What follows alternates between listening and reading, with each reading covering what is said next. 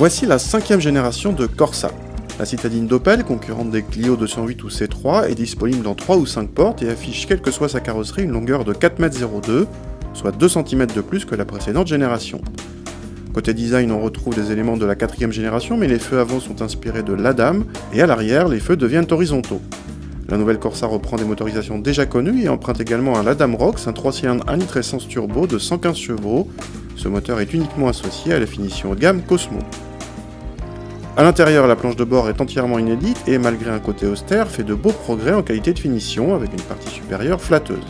Le grand écran central est de série sur la finition Cosmo, mais la fonction GPS n'est disponible que via votre smartphone.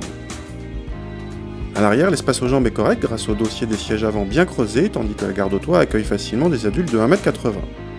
Le coffre atteint 265 décimètres-cubes, un score assez moyen pour la catégorie, mais propose un plancher modulable en hauteur plutôt pratique. Contact et dès le démarrage, on est presque étonné par la discrétion du 3 cylindres et le peu de vibration. Autre bonne surprise avec sa souplesse et la disponibilité à bas régime. Les performances sont tout à fait correctes et font de cette Corsa une citadine polyvalente. La commande de la nouvelle boîte 6 est rapide et précise et on note un gros progrès dans la direction par rapport à la Corsa précédente. Côté châssis, notre voiture était équipée de roues de 17 pouces et d'un châssis sport qui la rendait ferme, mais notre Corsa restait bien amortie et offrait un certain dynamisme.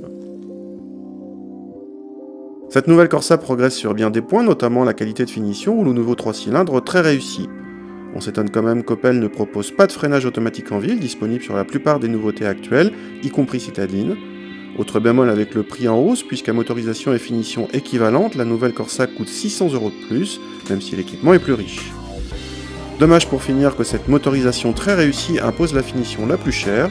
En finition édition à 2200 € de moins, cette Corsa 1 litre serait très attractive.